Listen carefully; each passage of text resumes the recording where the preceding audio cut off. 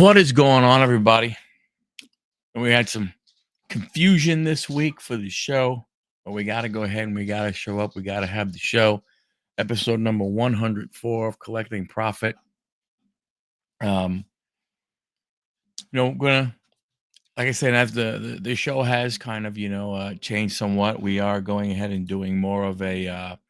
We are talking sports as much as we are. Kenneth, how you doing, sir? Hope all is well. We're talking a little more sports. And we're talking, the hobby, and we are talking, buying, selling, grading, from that standpoint. um, I am working on guests for January. I got a bunch of people that are interested. Two have already said, "Big John, what is happening, buddy? How are you?" Already have a couple of guests lined up that they were going to come on. They just have to figure out what day works best for them. So looking forward to that. You know, um, they're hobby guys, they're buyers and sellers. They're again hobby guys, just overall guys that I've watched online. Just figured I would reach out and see what happened, and a bunch of them have gone ahead and said yes. So it's been pretty good. Locking, what's going on? How are you, buddy? From that standpoint. So we are getting people to show interest in coming on. Big John, you see Big John, he is on a show with Roland with FD, and they're gonna have me on. I believe it is the 7th of January. So looking forward to that. Looking forward to that. As far as the hobby goes, there has been some football that's been going getting out there. Football Prism came out. Rookies and Stars came out. Yeah, me either, buddy. Me either. Um, you know, yeah, Rookies and Stars came out and stuff. WWE Select came out. I did order a couple of blasters of that. Looking forward to that one. Want to see what that is like.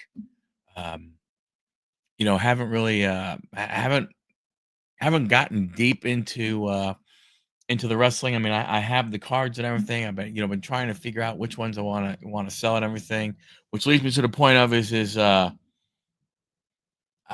I believe I want to have a card sale. I don't know if I maybe want to go ahead and do it with a couple different people, or on my own. Haven't figured that part out yet, but definitely would like to go ahead and get a bangers and hangers with chase hits for the new year. Yeah, I hope so. Blasters are rough. Yeah, I mean, well, good stuff. I did see people say that good stuff was in the megas. I just didn't see megas, so I think I'd try a couple blasters. I'll definitely wind up getting the megas. I think in the megas, I think you're guaranteed an autograph, if I remember correctly, for select. So, looking you know looking forward to it. Looking forward to getting those guys open and stuff. Uh, you know, Going to be interested to see what happens. Speaking of WWE, when they go to Netflix, that big thing is coming up. So that's going to be really interesting to see what they're going to do there. From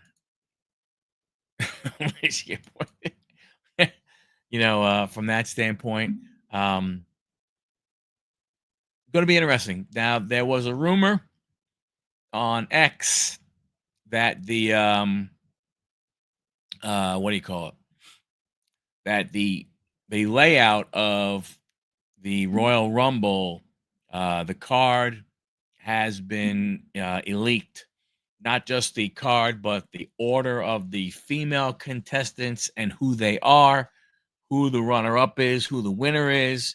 The men's list 1 through 30, who the winner is, who the runner-up is, and even a couple of the matches that they have on the card that night was leaked, supposedly on Reddit. I don't know. I find it hard to believe, that Wish I knew what a mega, but oh yeah, yeah. I mean, I do too. That's what I'm saying. There are rumors that it is out there. Um, I don't know. It's going to be interesting to see what happens. The whole Kevin Owens thing now with Cody. You got that. You got the tribal chief match that's going to be. It's really going to be interesting what they're doing. You figure the people that they moved over to Raw on Netflix for that Monday, those big matches that they're supposed to have that first Monday night. It's going to be interesting. Going to be interesting what's happening. Um, Orlando, how you doing, buddy? Nice to see you. Nice to see you. The thing for me that I'm waiting for is what's Tiffany Stratton going to do? What is Tiffany Stratton going to do?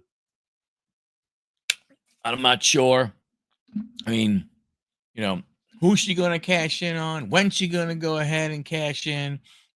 Something has to go ahead and happen here. You know, um, with that cash in, it's just taking. They're playing around with it too much and stuff, and I don't know. I don't really like what they're doing. You know, uh, You're trying to figure out what a mega and a hanger and a blaster is. Figure it this way: a hanger is small, a blaster is medium, mega is large. Then you have extra large when you get into hobby boxes.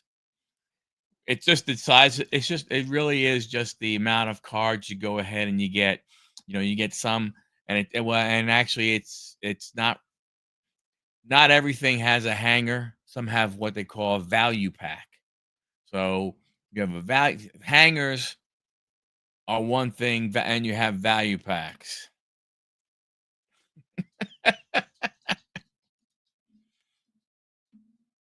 Most of it is stale and boring, but they are raking in money. They are definitely raking in the money. Um, you know, um,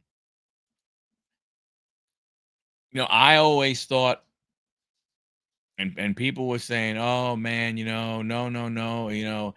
I always had a feeling that something was not going to be right when Cody ended his story. That it basically put them in a zone to where they had to figure other stuff out. There was because they really weren't building any other storyline. And then okay, Cody wins, and then you do the downfall of the bloodline. But now you got this whole bloodline thing.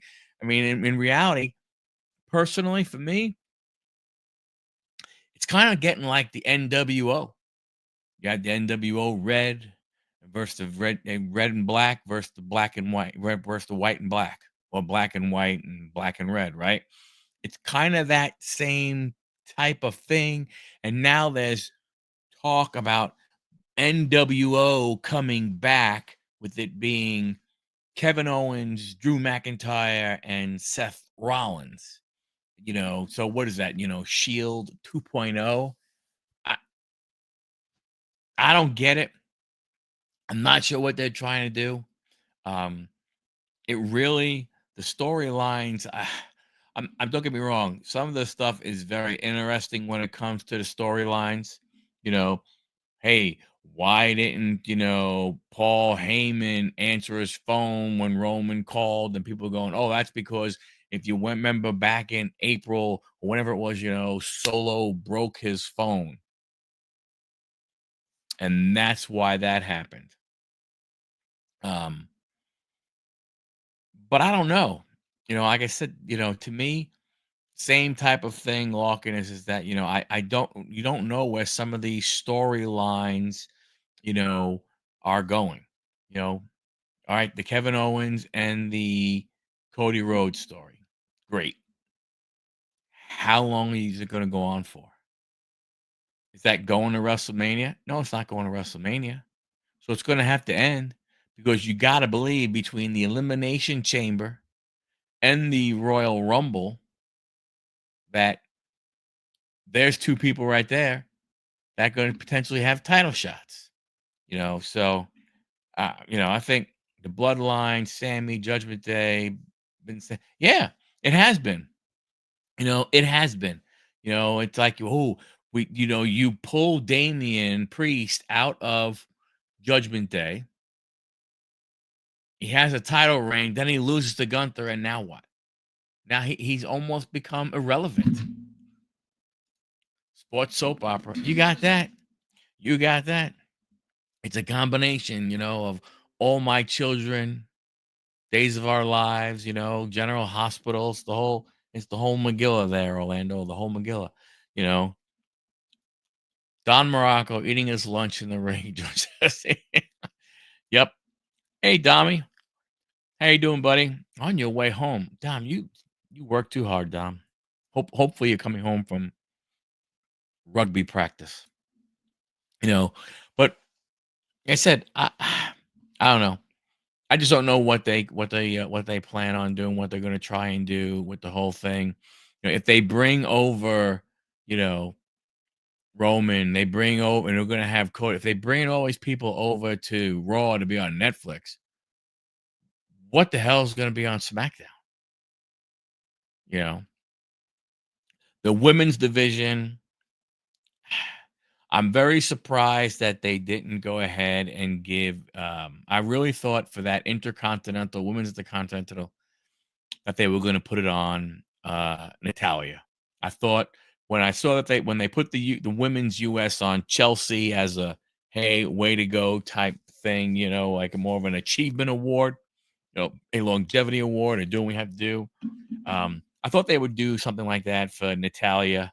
I thought that they would give her, a little more of a, give her a shot with a belt, to do that. 3 hours on both. Yeah, I know. I, you know, my fear is they're going to fill it with more segments than anything else. There's going to be a lot more talking going on than than anything else. Big John, I don't know if you're still here, but if you're free, check your IG. I don't know what they're gonna do. I mean, I didn't watch it tonight because I was trying to get some stuff done before the show. Um,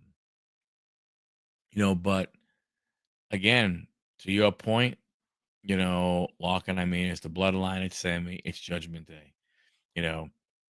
I'm really interested to see what they're gonna do with the New Day.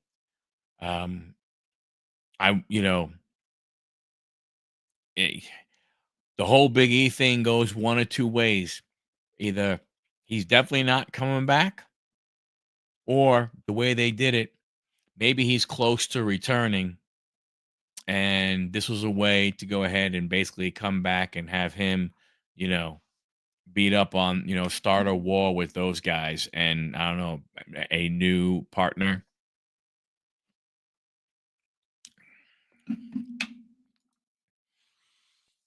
Hey, Johnny, how you doing, buddy? Thanks for swinging by. Much appreciated. Much appreciated. Um, so from that standpoint, I don't know. It's going to be really interesting to see what they try and do with it. Um, yeah, first show. You know, here's the thing that gets me with the first show. If you're going to go ahead and it's going to be typical WWE stuff. That first show will be really good. It'll be a banger. It'll be like, Sheamus says, a banger after a banger after a banger, you know. But then what happens after that? You can't have that every single time. You can't have these, Liv versus Rhea for the title. So what are you going to do? Well, yeah, I think that was the idea. The idea was to go ahead and have Odyssey come in, and then from there, you know, probably turn heel, like you said, from that standpoint, um, and then go from there. But unfortunately, they had to let Odyssey go. So how do they fill him in? You know, I tell you, a guy who we haven't seen on TV in a long, yeah, the first show it will go to it probably. I don't disagree with you. Obafemi, ooh, that's a good one. That's a good one. You know what I was thinking, Lachlan? We haven't seen him in a really, really long time. I know he's not great. What about Omas?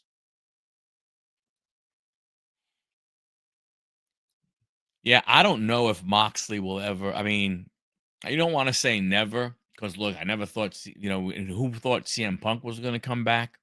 I think it would be interesting if Moxley ever came back.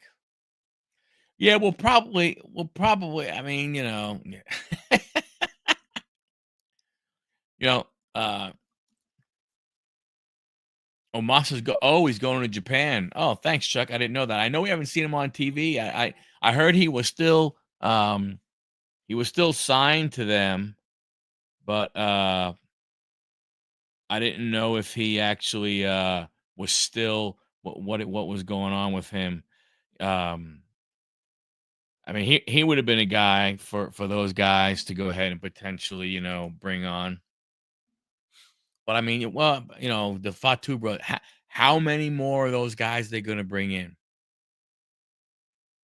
I mean, you can't do the bloodline versus the bloodline just constantly going back and forth, back and forth. I mean, it's getting to the point now where I mean, it's boring. They screwed up. I don't know whether Roman wanted to go away, needed a vacation, or do something along those lines, or was having something else. I'm not sure. But like I said, to me, having Cody go ahead and beat him, I think it did more bad than it did good for the organization.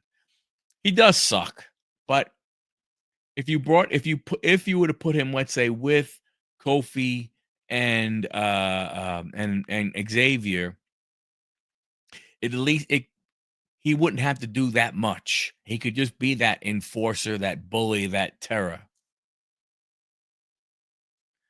They may not need the third man, and you're right. I mean, the third man really doesn't do much of anything. But who are they going to feud with? DIY?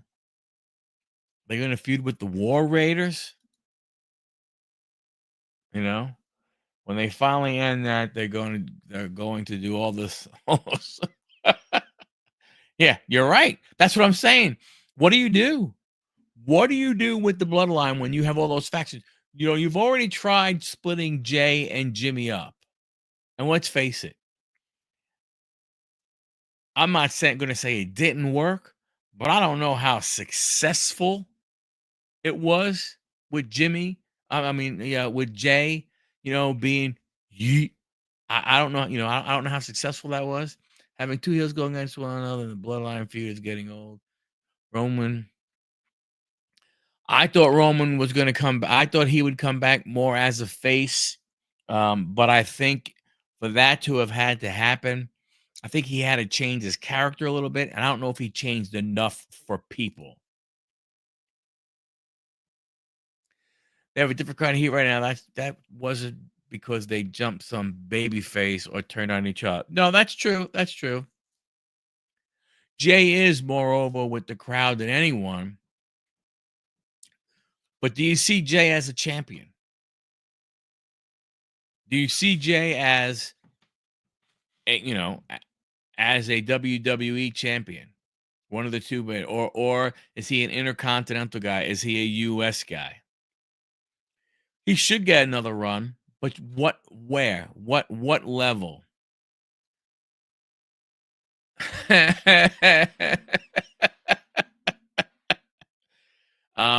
Hello, Mr. Fan. Roman said he hasn't changed. Right, that's what I'm saying. Jay has less moves than John Cena. I mean, I hate to say it, I just think there are some guys who, I think he's better as a Big John, I said to you to go ahead and check your IG. I think, or actually, you know what? I mean, Uh, I think RK bro. Beast, check your email. Um, yeah, I mean, I don't know. I don't know from a standpoint of, you know, what they could do with him. Maybe he's good as a single, but where are you gonna push him? What are you gonna push him to? You know? I don't know. I don't know. I'm waiting. I think I'm wondering when we get a um Cody heel turn. I wonder if Cody goes heel.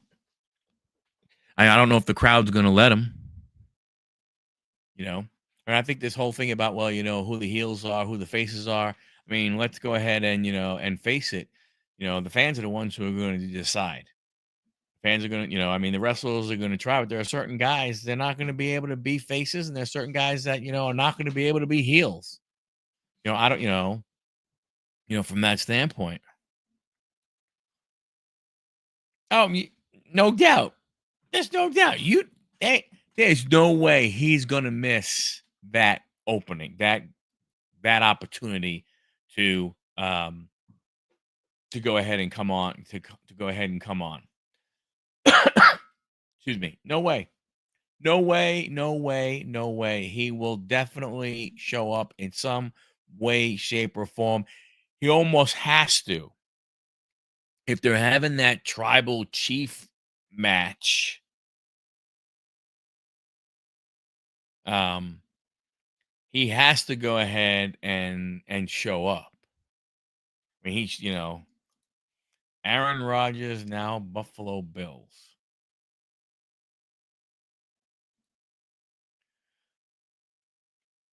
You know what? I don't know where it is. Let me go ahead and look that up. WWE January 6th. You could buy tickets.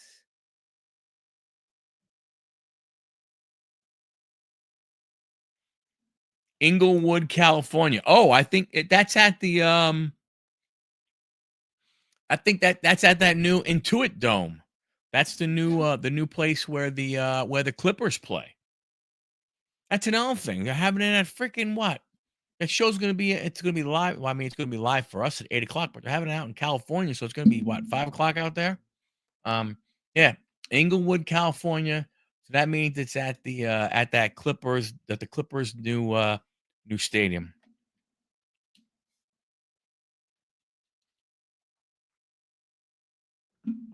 So who knows? I think it's the first one going to be in that big stadium. I think that place is supposed to be crazy, from what reports are. I've read some stuff online.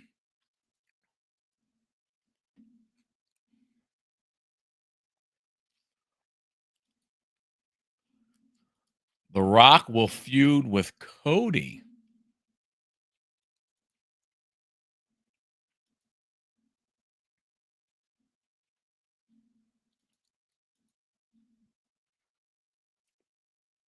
It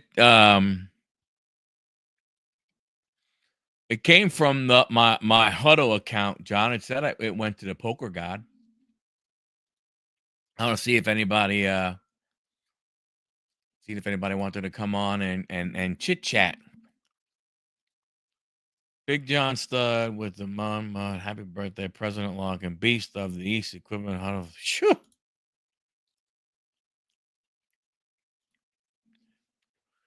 Dummy.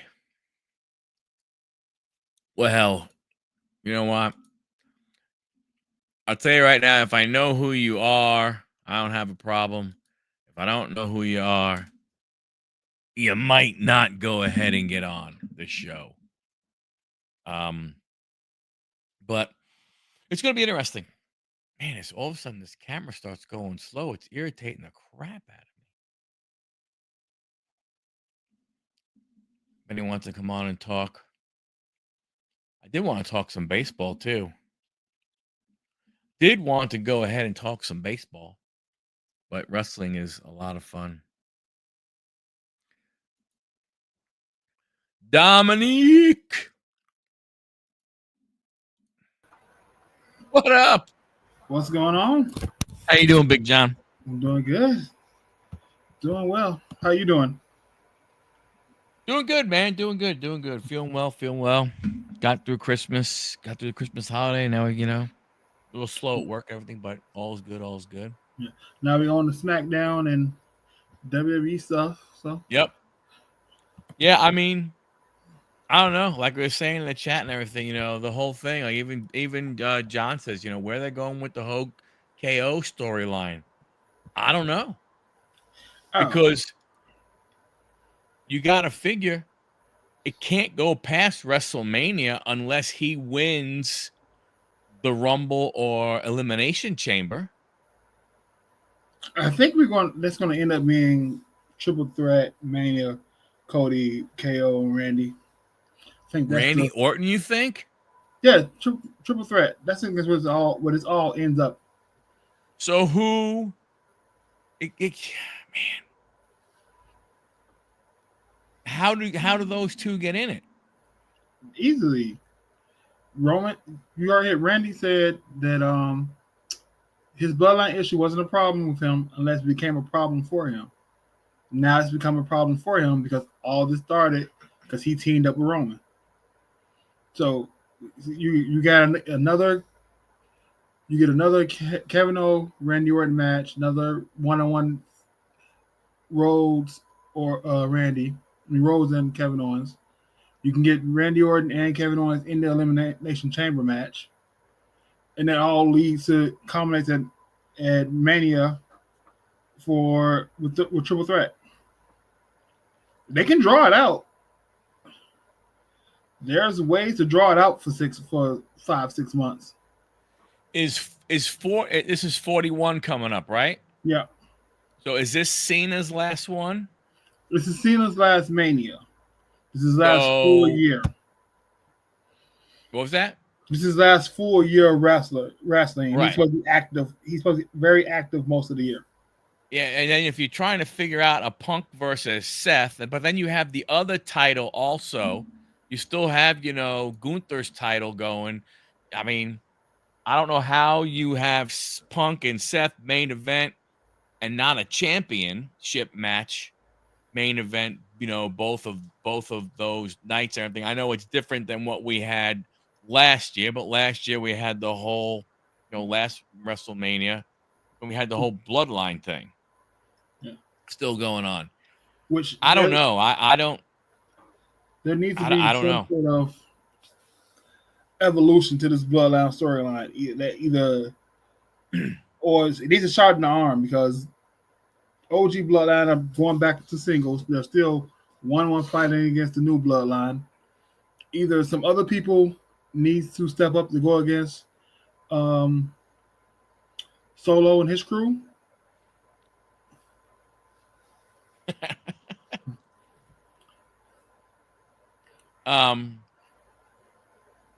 Well, yeah, like I said, I don't know. I honestly don't know what they're doing with the whole, with the whole bloodline thing. I mean, like I said, it to me, it's getting like NWO, red and black versus NWO, black and white. In my opinion, it's just getting to be like that. They just because that's like every now and again they mix somebody else to fight with, but they just keep fighting with each other. They need to. They did a good job making the Ulafala important in the beginning, but now, like they just need to. It needs a shot in the arm. Whether that's Rock coming out, we get Rock versus Roman, start to set up. Whether it's LA Knight, Braun Strowman, and somebody else taking on Solo's bloodline. I don't know. I just don't. I don't know where it goes. But right, they're not a threat to the title and everything like that. Now, I don't know. I know the WWE would not want to do it because it might be considered them copying, but maybe they need a 3-man team, title, like a trio, like AEW has that. Maybe they need to have, that type of thing. They have plenty of those little type factions that they could have, they kind of sort of already have, that they could, add into it. I think What's up, Greg? I think you could get that. I don't think you get it this year, but you have to remember that Triple H he came up faction, right? His rise and how he got really to the main event scene was through DX and Oh yeah, and faction conflicts. If you look back, whenever one faction ends, another one is coming up. So you see Bloodline, you see we now have the Wyatt Sixes there, you have Karen Cross on them there, but you see the end of the New Day, you see the end of the Judgment Day. So there's going to be another dominant faction who will get a title. So, and that could be Karen Cross when they go to SmackDown. You could see Karen Cross as a champion, but in the next year. Well, I mean, yeah. You talk about somebody to fight against the Bloodline, you got to fill up 3 hours of SmackDown, and with Netflix wanting everybody, all the big names on Raw, Roman, Cody, Seth, CM Punk on Raw, you're going to get SmackDown's going to be back to the old days when Paul Heyman was writing for SmackDown. Yeah. RC fan, I can't let you on with that name with Dom because of my brother Dom. We need a new name. Need a new name, my friend.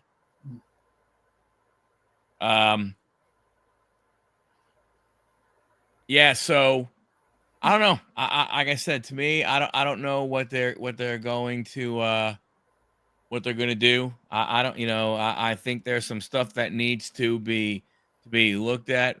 Long feuds, part of wrestling. You got Freebirds, Von Erichs for dang near decades thing and Flair. I complain about the long feuds because you have there's definitely been. This is the point we're going to. Right. My point right now is that it's kind of predictable. Either it's more predictable than. Yeah, no, you're not wrong, Mr. Fuego. You're right. There is a lot of soap opera gimmick stuff, also all kind of stuff. I agree. I just don't know where they're going. Some of this stuff, I just don't know. I think today, Chuck, to your point, I agree with what you're saying, Chuck. I think that's I think you're right there. I don't necessarily know if today's fan is willing to invest that amount of time in a feud. If the feud's hot enough, they did a great job with CM Punk, Drew McIntyre. That went on for 6 months, and that was hot. I don't think they have anything that's you would consider a hot feud right now. It's all Morgan, Rhea Ripley's gotten stale. Judgment Day versus Priest has gotten stale. Bloodline's gotten stale. I just don't think there's anything that's on. It's all good, but nothing's on fire anymore right now. No, and I agree. And kind of like what Larkin is saying, and what Chuck is saying. He says you're not supposed to know where they're going. You're supposed to keep people watching. But I just think people look at it now, and when Flair and Steamboat were going at it, there was other stuff mixed in also. You know what I'm saying? Mm-hmm. There was a lot of other stuff mixed into it also. Like Flair just wasn't going against, Steamboat for that, but maybe he was. I don't know. I think, Yeah, I mean, Punk is Punk, man. I Punk is think Punk. I think I don't know. tonight. I don't know what they're gonna do. It's gonna be very interesting to see what happens. I think also from you look at it from a standpoint of, you know, you didn't have a lot. I mean, you had the pay-per-views, but then again, you think about it you had Flair and Steamboat. Yes, they went on and stuff like that, but I don't know that seemed like that seemed interesting. And Punk and and McIntyre. I mean, I don't know. I don't know. I just I mean I guess I look at it from a standpoint of is I hope for somewhat endings to go ahead and occur. You know what I'm saying? Rather than just thinking that again, I understand what Chuck is saying is that you're not supposed to know when it's supposed to end. That does keep people, watching and stuff. No, the fuck on. I don't know if today's audience is like that. Yeah. Like that. Yeah. I think with like tonight they did a good job with Mello, right? They gave him Sammy to fight, and then Braun came out after, then transitioned over into doing a bloodline thing. Uh-huh. So I think they have to do more of that.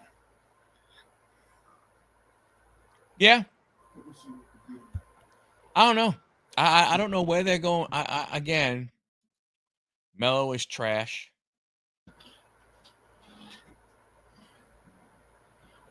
I I don't know. I guess from my standpoint, I look at some of these guys and I just don't know if I see leaders of the company. You know what I mean? yeah. Like people go, "Oh, Jay Uso needs a push." Okay, but at what level? Like, is Jay Uso really? I understand he's over with the crowd. I understand his merch. I understand all that kind of stuff. I get it. But does that mean you have what it takes to be the face? I mean, those are the two main factors, right? Can you sell merch? Can you put butts in seats? People want to see him. He can be a WWE champion. It doesn't. He's more of a transitional champion than anything else. Like he shouldn't get a year and a half long run like Cody is right now, unless you have something developed storylines for him. But he definitely that's the whole point. Like, I sell merch, people buy tickets to see me. I can be the face. But I also think you run into the Netflix era part of it too. They can't make a lot of changes until they get their feet set on Netflix because you have Netflix want certain people there as a Yep. network. Yep. They have to have certain numbers. So until you can, so we'll see. Yeah. Yeah. Yep. The casual fan, they are the first to disappear. You I dig mean, think jazz, about it. man. From a merch standpoint, he has the different color shirts Yep. like John Cena. He has the glasses like Bret the Hitman Hart. Two people who were standard leaders of the company. So he has the gimmick things to produce money for the company. No, I get it, right? If you're not going to make money, why'd you put title on someone? I agree with that. It's always been that way. Fox USA wanted the same people. Yeah, I don't know. I guess maybe we're looking at it from a standpoint of is you don't really have those iconic figures, or maybe we do have them, but we don't realize that we have them. Like maybe we won't realize how iconic Gunther is until it's down the road. Maybe we won't realize how iconic, some of these guys are, Think about from that standpoint, from there. 5 years ago, we didn't want Roman. Right. And then Didn't the want gimmick Roman. kick. Yeah. No, I agree. And maybe that's him becoming champion, was, and going on that long of a run, maybe that was the wrong thing. He is. I mean, he definitely is. He's. I mean, they have a lot of really good wrestlers. I don't know whether or not they have a lot of really good storylines, though, which is odd to the WWE. Right?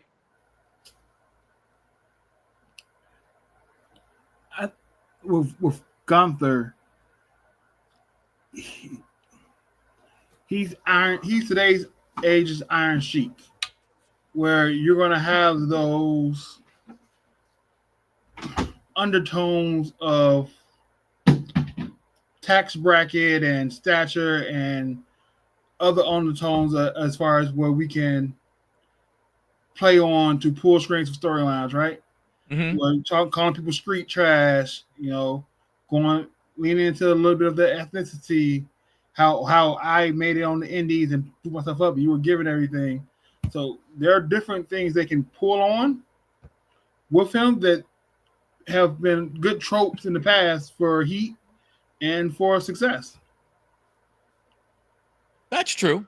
That's true. Like I said, I don't disagree. Like I said, for me,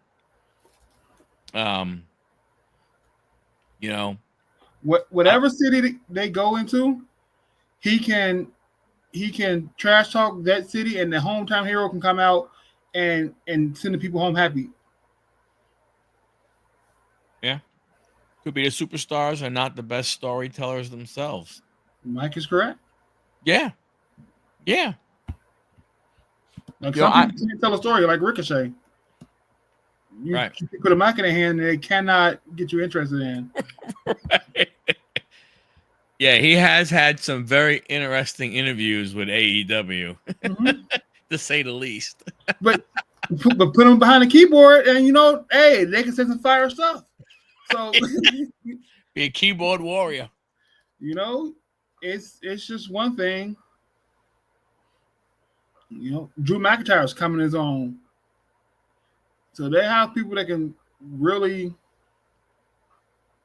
sell a story, and then there are people that are learning. Austin Theory, Grayson Waller, they're still learning. True. And that is, there are a lot there. When you look at it, Austin Theory, he's in his 20s. I mean, a lot of these guys, are still young. They don't understand, that part of the business and everything. So I get that stuff. But then why do you rush them through to certain things? Hey, Johnny. What's up? What's up, Big John? How's it going, man? You know what I'm saying? Then why do you rush them through? I don't know if it's rushing them through as just starting their clock, right? They got to learn it. I think someone like Omos was rushed through. I think Theory's caught on, and he's learning and developing as in front of our faces. Like we saw, if you look at LA Knight, he worked his way and is right there on the cusp of being a main eventer. Right? So he worked his way through, but he had a better understanding when he got his shot of what to do. When Theory got his shot, he was handheld by Vince McMahon, being told you're the next thing. It was basically the Drew McIntyre Chosen One storyline all over again. Yep. Now he's actually learning how to generate his own heat, how to have his character, how to put the layers in. Whether we got to be funny tonight or we got to be serious. I got to get both of us got to get punched by Kevin Owens at once. Right. It's everything's being layered on right now. Yeah, I just I guess for me, I have to lower my expectations. I think that's what I have to do, and that I'm expecting more when I see them giving these guys pushes, and I don't understand. Like I don't understand a Mello push. Not saying that Mello should not be a wrestler. You need guys to open shows. You need guys in the middle. You know, and a Mello might be great with a Trick Williams and those guys at that level. To be a headliner at on that type of a card with that type of experience. But is Mello going to get a push to go all the way up the ladder, or is he going to be a mid card guy? And if he's going to be a mid card guy, I'm okay with that. But I mean, it just seems that sometimes they seem to push some of these guys like they plan on getting them to the last match of the night. When in reality is there are some of them that their peak is mid. I mean, Melo is Dolph Ziggler 2.0. True. Like he can do it in the ring, but he can't the character. And I think NXT, the hottest you can be in NXT when you only wrestling fans know you. True. Right? Half that audience when you get to the main roster do not know who you are. So you are really starting. When you're a main event in NXT, you're basically qualified to be an opener on Raw, SmackDown. Yep. You are starting from the bottom when you come up, unless you are the Seth Rollins, unless you are the who else? Sami Zayn's Kevin Owens, who had a name before you came to NXT. Well, that's what I'm saying. Those guys were Ring of Honor. Those guys were, all over the place beforehand. Walker makes a good point, though, is that, you look from this standpoint, they have switched over. Like you look a lot of the women they're getting are all these gymnastic girls. And they jump around and they do some pretty cool stuff and everything, But I could see, I could see why some of them it's taking them a while because they were tumbling on match and all kind of stuff. Y'all can tell me wrong, but I love this pace they brought on Tiffy Stratton. Like I love the rocket they gave her. Yeah. And then when she got to the atmosphere, slowed it down. And then we're developing, we're waiting, we're teasing. And when she cashes in, it's gonna be a signature moment. Think so? Yeah, I think it's gonna be a signature moment. Because they've teased her going face, they've teased her staying heel. She's won. They haven't did the typical the money bank holder loses a lot before they cash in. Yeah, signing people out of college, right? Mm-hmm. Women's division is the best division in wrestling, only 100 band. Yeah, I mean, don't get me wrong. The women's wrestling on NXT is very entertaining. They have some of the best athletes in the business on that roster at NXT. But it can't, how long, I guess from my standpoint is with these people you're signing out of college, so you're signing these 21, 22-year-olds. How much time are you really expecting them to stay on NXT before moving to SmackDown or Raw? I mean, don't get me wrong. There's going to be the Tiffany Strattons who are not going to stay there long. Mm-hmm. But so I'm assuming there's a real reason why Roxanne Perez is still there. I think the reason why she's still there because there's nothing to do with her on the main roster. Right. Where's she going to fit? They have a problem on the main roster of giving enough storylines to the women. Like that, they just have that problem. Chelsea Green just won this new championship, and Michin is still feuding for her. What they could have put another woman into this feud now. That Michin has already had a chance. Someone else needs to have a chance. They've been fighting for the better part of 6 months. True. And I knew Chelsea was going to win because she lost the trash can match, and she was able to get humiliated I knew she was winning the title. I had a feeling it was just also it's on Long Island. Yeah, but she took that humiliating match in stride. True. You know, they made fun of her. She was sticky girl for like a month after that. She definitely is very Roxanne Perez is everything. But Chelsea has basically taken every single angle that they've thrown at her, and she's taken it well with like a smile on her face, no matter how stupid it's been or no matter how good it's been, right? And everything in between. I mean, she's done some ridiculous stuff to your point, so it's like, hey, you pay the piper eventually, you go ahead, and you get there. They are Julia and Stephanie. I mean, those two, they're unbelievable. But you bring them up, where do they fit? Like, because I mean, I don't know. I mean, if you're gonna put, man, it just sounds so freaking bad saying it. But if you're gonna put the women on TV and it's just a filler match, who's gonna watch if there's nothing on the line? Because they don't push a feud. Right.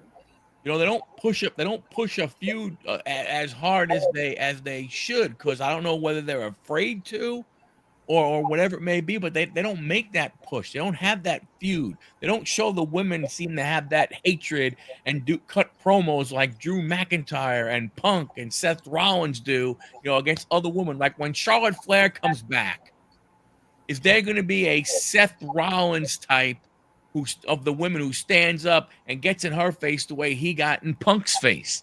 Whether it's all, obviously it's all scripted, all that, but you know what I'm saying? Like, who's going to be that person? And I think that's the kind of stuff that they're missing from the women's side. What do you think, John? They don't. It's like Mike said. I think they're afraid to push the women just like they do the men. I don't think you're going to see somebody step up to Charlotte like they should and make it look good. And then you got, I think you're going to end up seeing Becky Lynch back at some point. People are saying, "Oh, she's not going to re-sign." Yes, she will. The money's too much for her not to. And yeah. with Seth still being there, my question is, do we ever see AJ Lee back? Because I've seen talk about that, her possibly coming back. I don't see them doing much with her, but you still have Asuka has to come back. She's still out. Charlotte's still out. Yep. Jade's out. Those are three big names. Yep. In current storylines, you have Nia Jax. They added Candice LeRae to this with Nia Jax and Tiffany Stratton. You got Bianca, who I think is the best women's wrestler on the roster, hands down. Yeah, Alexa Bliss, you still have her. Alexa Bliss still has to come back. Yep. So like that's four big names that still have to come back. Right. But again, if you talk about AJ Lee, Alexa Bliss, those are all perfect people to feud with Cora Jade and a Roxanne Perez, right? Similar size. Right. You also have Zelina Vega's not doing nothing. Lyra Valkyria is not doing nothing. No. Right? You got PFC, which is just that whole thing has failed in my opinion. Yep. So women's tag division has failed. I mean, and so what is Jade doing a movie? Did Jade have some kind of injury that they did what they did with her? I don't know. And I think if it turns out that Bianca was the one that beat her down, I think that's pointless because they were tag team champions together. You're telling me that Bianca didn't want to still be tag champions? That she got jealous of her tag champion while they had the championship? If they were going to do it that way, it should have been when they lost the tag titles. Yeah. Carmella may not come back yet. Carmella had the kid. You don't know about her. Shotzi's back. Yeah, that's what I'm saying. You have a lot of names to come back. But again, you're like, do you want to watch me chin against Carmella? Exactly. No, I would have had Meat Chan and um, Naomi as a tag team. Yeah. That's what I would have done. I've missed a couple of who is the women champs right now? Tag team. Bianca, Bianca Belair and Jade Cargill. So I'm waiting for them to split them up with a feud somehow. I can see that it usually does after this long. Something happens. Yeah, but they so she got taken out Right. while they're currently tag champions. And if you say Bianca was jealous of her, that's why she took out, why would that happen while they're tag champions? While they both have the title? That would have Because Yeah, the reason why it happened was because when Naomi got in her ear and started saying, "Look at this," she comes right in here and she's a champion, blah, blah, blah, right now, and she comes out first, and look how they get. I mean, I can see maybe something that you can say like a Naomi or somebody got in her ear and she turned on her from that standpoint. To your point, it would make more sense if they would have lost. Yeah. Right. And then you go ahead and you do it and you say, you know what? Hey, we lost. You did something. You pissed me off. That's because you so damn new and blah, blah, blah, blah, blah, from that standpoint. But they made him be buddy right away. You had months of TV where you had Naomi trying to convince Bianca to help Bailey. So you don't give me months of TV of that, or even a week or two of TV of Naomi, hey, like you said, she comes out first. She thinks she's a bigger star. She's new. Like, you've been a champ 3-4 times now. You main evented WrestleMania. What about, like, I think logically I would want to see that on TV. Yep. I don't know. Like I said, the way creative is going now, it's terrible. It's not like it used to be where you actually had decent storylines and just basically let the characters develop themselves. Now it's got to do this way, and that's it. Maybe going all the way back to what Chuck said, maybe part of the problem is that they do end stuff for no reason. Mm-hmm. I agree, Chuck. Getting rid of that glow would be a good thing. Oh yeah, that is so terrible. That's ugh. It's kind of a Jeff Hardy reminiscent type deal. No. Yeah. But to Chuck's point, like Chuck said earlier, maybe you're not supposed to know when the stuff ends, and maybe that's the problem that we have is that they do something, they do Punk against Drew, and maybe they're under the impression that hey, it's 3 matches. After 3 matches, people are sick and tired of it, rather than looking at, as Chuck brought up, Steamboat and Flair, Sting and Flair. These. You go back in the day, when it was Bruno Sammartino and Pedro Morales were going back and forth, those Superstar Billy Graham, it was those types of things that happened, they were longer and stuff. They were like that. And every match, though, wasn't supposed to be a something, a super. It wasn't supposed to be Hell in a Cell. Then it wasn't supposed to be, an I Quit. It was just a good match, over time and stuff. You didn't have to have it wasn't on TV as much either, like it is to where they got to have filler for TV. So they figure, okay, well, let's put this in there and keep it going for 4 or 5 matches, which I think is ridiculous. Just I agree with you back on the whole Bloodline deal. That needs to end. I'm waiting for the other one is the Judgment Day. I'm waiting for them to start turning on each other because that's gotten to the point where it's dull. Yep. They need something new and they can't come up with it. Yeah. So,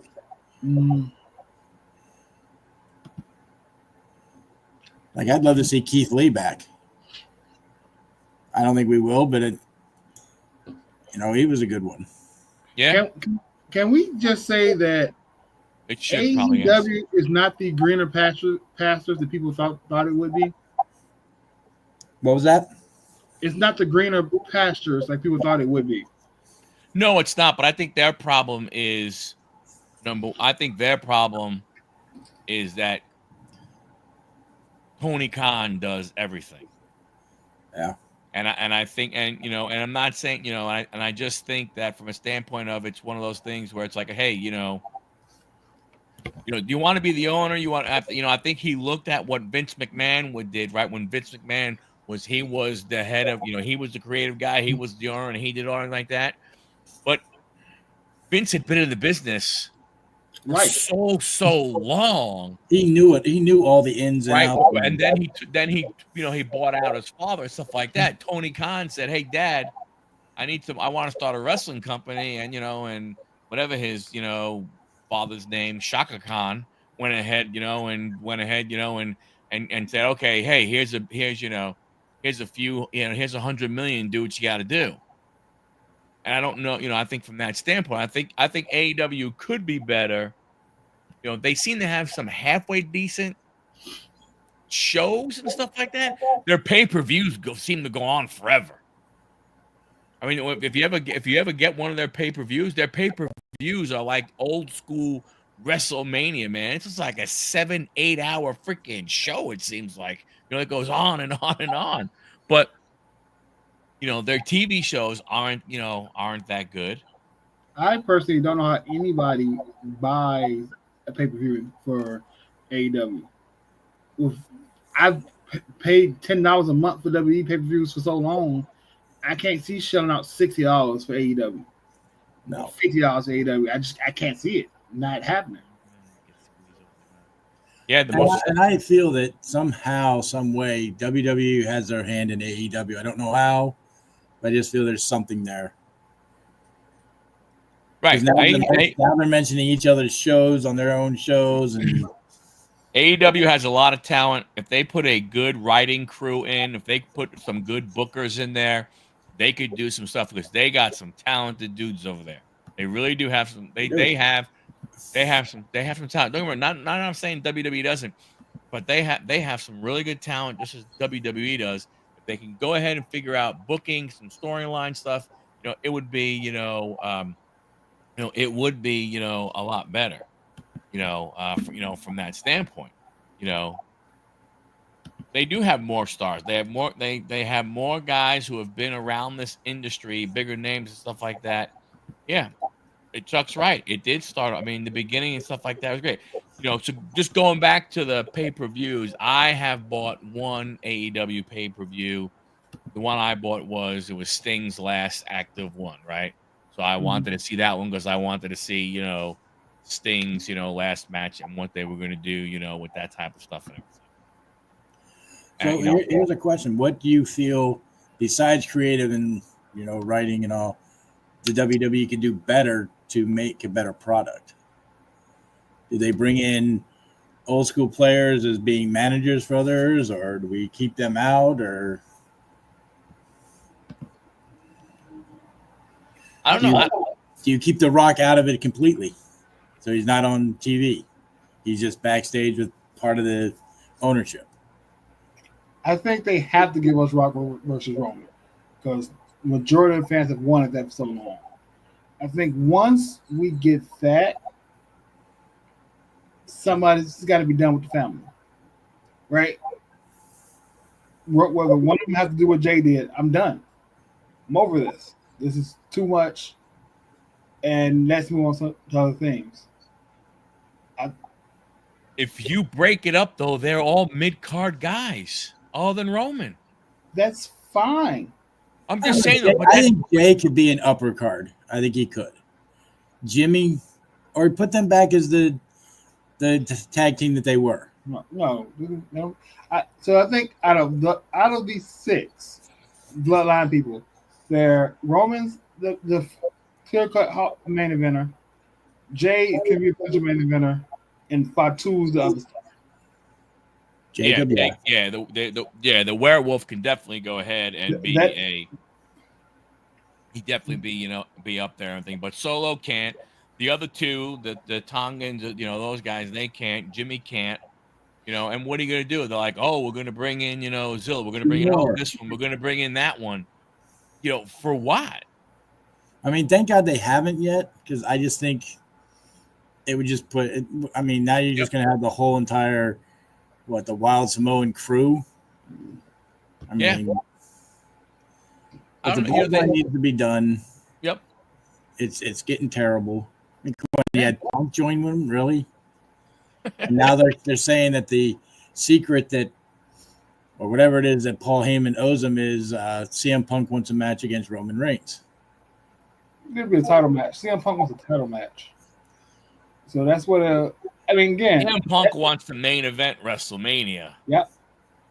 And So if he that's doesn't get it this year, Yeah, then it shouldn't go ahead and shouldn't happen. And it shouldn't happen this year because, I mean, I don't know. I've been a Cena fan for a very long time. He kind of took over for Hogan, for me when Hogan kind of, finished up and Cena did and everything, and I don't want to see him, lose, at WrestleMania anymore. I want to see him win. I mean, there are people saying that, Elimination Chamber or Royal Rumble, that he could win one of those two matches, and then main event, pick one of the titles to go after at WrestleMania. I don't think he'll be for that. Just because he's been in the business so long, I don't think he'll want to win it at WrestleMania because of the fact he hasn't been there and everybody else has been holding the company up. Well, I will say I do see something tells me that they're going to give Cena the championship to make it 17. Somehow to retire with 17 and be at the top. I don't think he'll be at Mania. He's not going to hold it long, but he's going to have it, and then he's going to be the only one with 17. In a perfect scenario, I think he wins it and immediately get cashed in on. Yeah, because he still gets credit for having it 17 times either way. Yeah. But you'd have to have Money in the Bank go. Right. In the Bank is what, June? Mm-hmm. So if he were to win at a Mania, you'd have to wait. Or you're saying he wins at maybe SummerSlam, and then he wins at Survivor Series. He wins at Survivor Series, loses the same night. Because remember, as an old to when Edge cashed in on him. True. And then he can put over the younger talent going out at the end of the year. At the last couple of the year. Yeah, he'll go out at the end of the year, definitely. Yeah, that's the way. So he can give you part-time, but he can go out at the end of the year giving somebody the rub that needs it to make another star. Yep. To pass the torch on. Mm-hmm. True, Lock, and that would have been good if they would have had Cody in there and beat the crap out of him. I would have enjoyed that. I think they're gonna save Charlotte. Not sure what trips. Yeah, that's true. I can see that. 17 is only WWE's take. Flair won 21 world titles. So I agree. And where are you at, Dom? You should be in here too. You and Chuck both. Yeah. Low. I don't know. I think I don't know what they're gonna do. They have some issues though. The bloodline carried them for a while.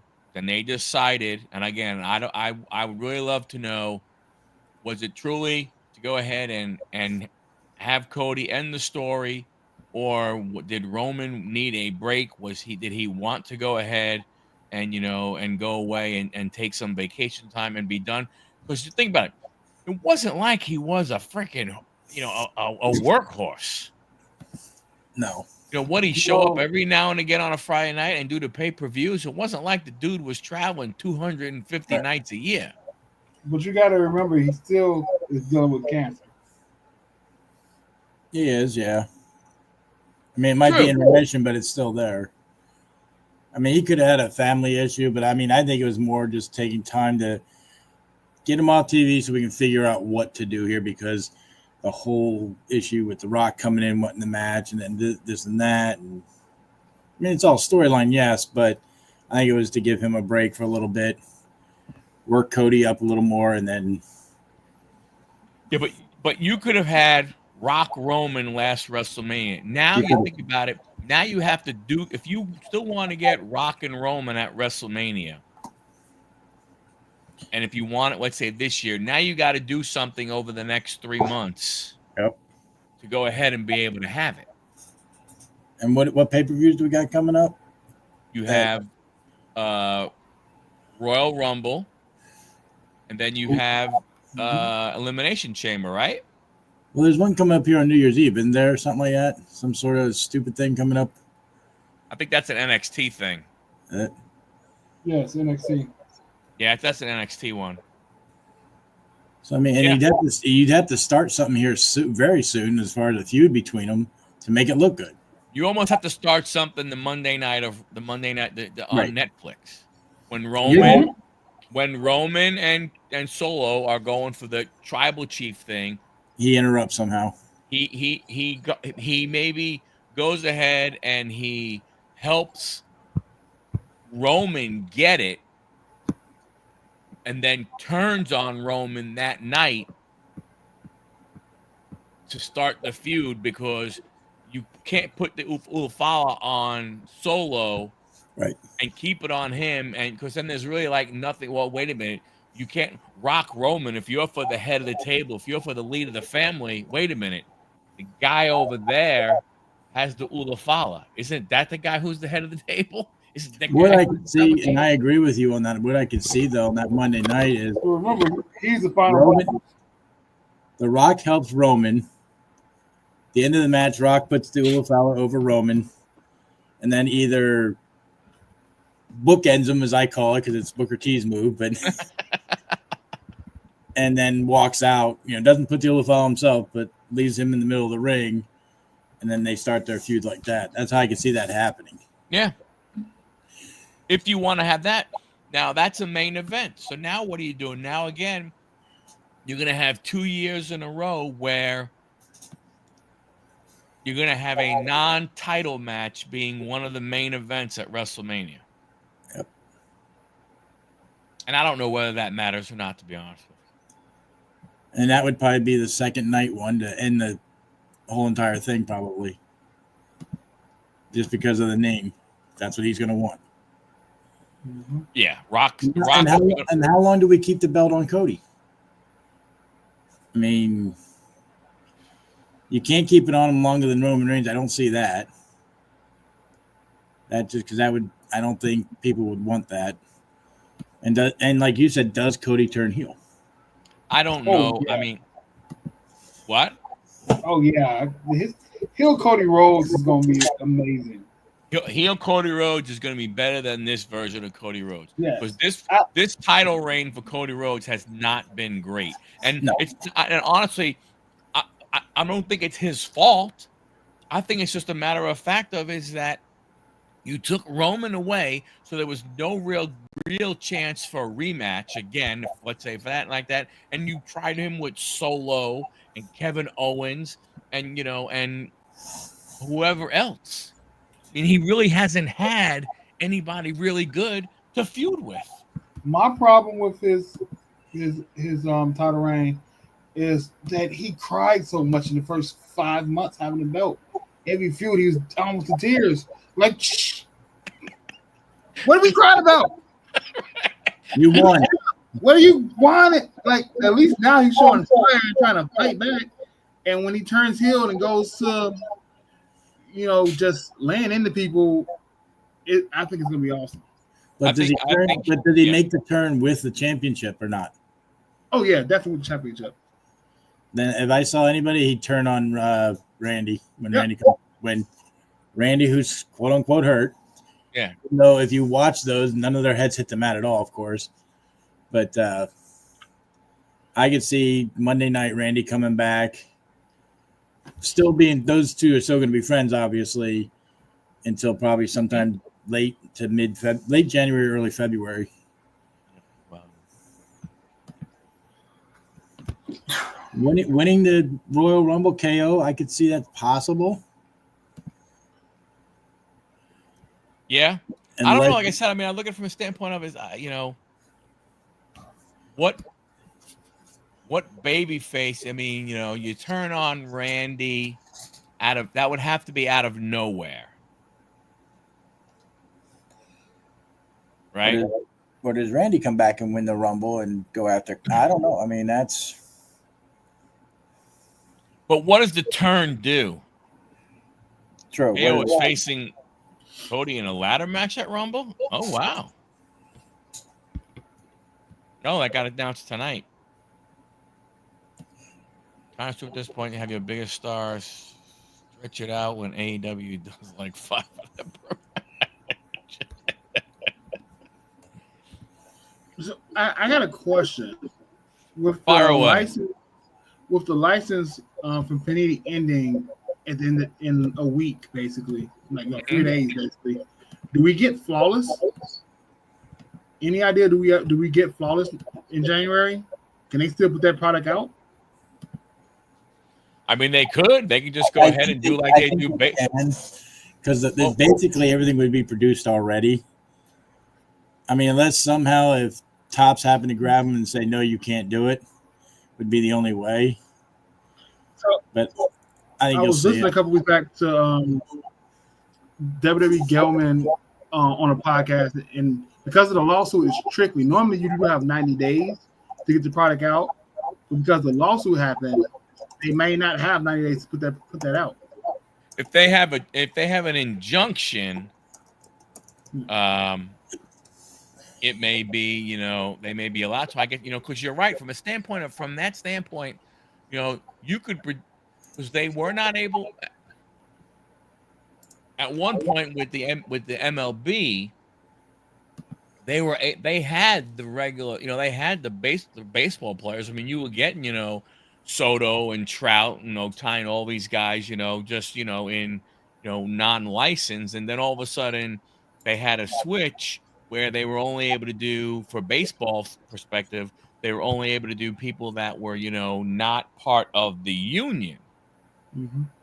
Okay, well, looking it up, but how could you do that with WWE when there is no, like, what logo do you take off? Right. Well, looking it up, it says it's due out July 3rd or January 3rd. So they're probably going to release it because all the, like Dave and Adams and all them have it for sale already. So although it is $275 a box. That's what Lockett says. Can't afford it. So, but I'm pretty sure that will come out. That'll probably be their last thing for WWE. And do we get when the first top stuff? Say that again. Fanatics Fest. So when do we get the first top stuff? Fanatics Fest. I think probably maybe the end of the year. Man, is what I'm thinking. You think it would take? They would do that long to be able to make sure they get everybody signed and get their autographs and set them up with all that kind of thing. Get the cards produced. I think you're going to see probably. Well, it could be maybe mid to late year, probably. I wasn't sure that Fanatics Fest would happen because they canceled everything else until I seen WWE promote it on SmackDown tonight. So well, they're going back to doing another one in New York. They canceled Pittsburgh. Right. I think they canceled Orlando. They did say they were going to be going back to New York with again. They canceled California too, so they canceled everything they had planned. Well, I didn't know they had one for California scheduled. And Fuego on their podcast, they said that it was such a bad set up there in New York and all that, and the cost of it was ridiculous. That's why they canceled all the other ones because they weren't getting any interest. Well, the Jacob Javits Center that they had it in is a nice place. I mean, that center is a nice place. The problem you have though is very, very simple. It's in New York City. It's in Manhattan, right? Mm-hmm. So. Downtown Manhattan at that. Right. So you're taking a train and then you're maybe taking a subway or you're taking a taxi. If you wanted to go for the whole thing and you were going to stay somewhere, you're going to stay in New York City for that. That's going to cost you an arm and a leg, So I mean, I get, why, why it wasn't as well attended as they thought it was going to be. I mean, I think, it was great to go ahead and have it there. It made sense per se, big city, the whole thing and everything like that, but it didn't make sense. The idea was good. The execution was bad. Yeah, financially for for people going. I mean, and I think part of it is, guys like us were probably thinking more of like a card show on steroids, and I don't necessarily know if that's truly what it was. I don't know. I read a lot about there wasn't anybody that was there signing wasn't doing it for under $200. Right. And unless you're having some big names, I'm not paying $200. I wonder if the CEO is seeing this, and Mike and Chuck agrees. Chuck, you need to get your butt on here. I'll send you the link if need be. You're a big wrestling fan. I don't know. WWE was the cheapest at Fanatics Fest. They were the cheapest signers. Who? WWE. They were the cheapest signers. Really? Yeah. Wow. I don't know. Like I said, I think what Topps is going to do. That is the worst part. Don't get me wrong. Not that I could ever afford flawless, immaculate, those levels of stuff. But it was cool to see. Those cards were nice like that, So, what's gonna, as Fanatics takes over NBA, as they take over NFL, as they take over WWE, what's going to be their equivalent of flawless? What's going to be their equivalent of immaculate? I mean, now there are a lot of that is kind of sort of somewhat the same, but what's going to be their equivalent of that type of stuff? Because they haven't done it with baseball. I think the equivalent of that would be, at the best, would be triple threads. Triple threads would be the only thing I could think of that would be close, like where you can get the big booklets and all that kind of stuff, but you're not getting the same quality. Hey, on a baseball note, did you notice that Topps is adding buried bonds to the autographs and cards to 2025 flagship? Very cool. I'm upset that they came off with a Topps Cosmic for NBA.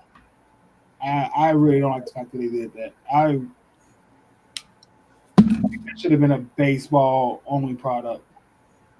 And I didn't even like Cosmic. I didn't like the look of it. You weren't even getting an autograph or anything like that in it. It just was like, for the price, at least throw me an autograph. I like Cosmic the way it looked. That's what we differ at. And I like the concept of planetary stuff. But I just think because it first came out in baseball, give it a couple years before you introduce it into different sports. We don't need the same lines in every sport. Fanatics is just, I think, trying to make up some of their money that they spent on Topps. Let's get all this expensive stuff out and try to make our money back. And it's not even good stuff. A lot of it's not even good. Yeah. Do you think when they come out with their version of, flagship for football and flagship for baseball and flagship for basketball, when they have those three, do you think they'll have the same design? Yeah. I have a feeling, because if you go back in the 80s and 90s, they kind of, football and baseball look very similar for the years. That's cost effective. Yes. I think it's just cost effective. True. You're not really changing much but the photo on them, really, and the names. It's going to be interesting to see the concept they come up with for 2025, but I haven't seen anything yet. No, I just read about them getting Barry to actually do autographs, which means flagship hobby box will be $300. Yeah, that's the part that sucks. It's great having these cards in there. It sucks having these cards in there. Yes. I don't know, but you make a good point there, Big John, about the whole thing with, are we going to get, again, if we're going to get flawless? I mean, I think it's cool. You can go ahead and, you wait a little bit, you can get some of the, the non-numbered stuff, and you can get something along those lines. But if you want to get the really good ones, they're going to cost you an arm and a leg.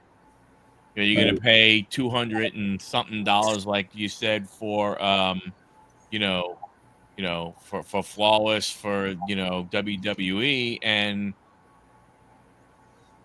I mean, if you're looking for any kind of value, if you're someone who says, well, I want to get value out of my boxes, I mean, those cards, they don't really sell for that much.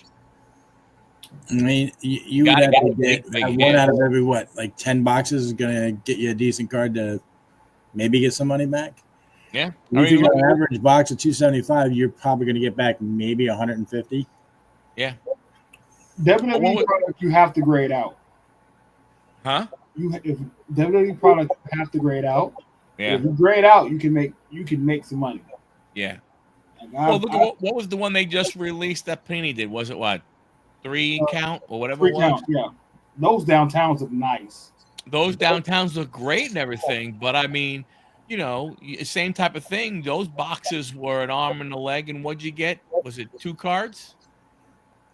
Was it 3 cards? 3 cards. 3 cards. You know, you got 3 cards.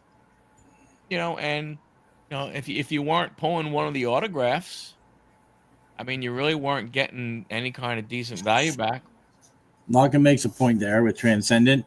I think that's one that they've kept to baseball. I think I don't ever see football or basketball in that, unless I'm wrong. But WWE's had Transcendent before, I believe. What's the one that comes in the case? Isn't that Transcendent? Yeah. Yeah, I know at the National, not this year in Cleveland, but the year before in Chicago, one of the dealers was selling just the empty case. Yeah. And they sell them for like, I know one online somewhere, I can't remember who I was watching. He did 5 of them, sold the empty cases for $1,500 a piece. Yeah. It's crazy. Excuse me? And people were buying them. I'm like, are you stupid? Oh, wow. A couple of Sashas. Yeah. She's one that I could, if she came back, it would not change anything. I don't think. No. Unless they tried to maybe hook her and Bailey back together. I don't think she's coming back ever either. No. Unless they give her. I think I think she got to the point where she's all about the money for her now. It's not about wrestling being great, being good. It's how much she's getting paid. Yeah. Yeah. I tell you, I wish AEW. Well, I mean, does AEW have any high end stuff with Upper Deck? What is their high end allure? I saw something come out with them, but it wasn't really super high end. I mean, all their stuff that came out from Upper Deck was $200 or more a box that I saw. But who are you checking? Who are you chasing for in Upper Deck product to make your money back? AEW? Who you chasing? Yeah. Yeah, Black Diamond. That was it. Yeah. Yeah. Besides, like maybe a Flair autograph or a Sting autograph, ones that you know have retained value. Maybe Moxley. Maybe. I mean, personally, I'm going to chase Chris Jericho just because of how much weight he's gained. That's all I'm going for. He just needs to stop wrestling altogether.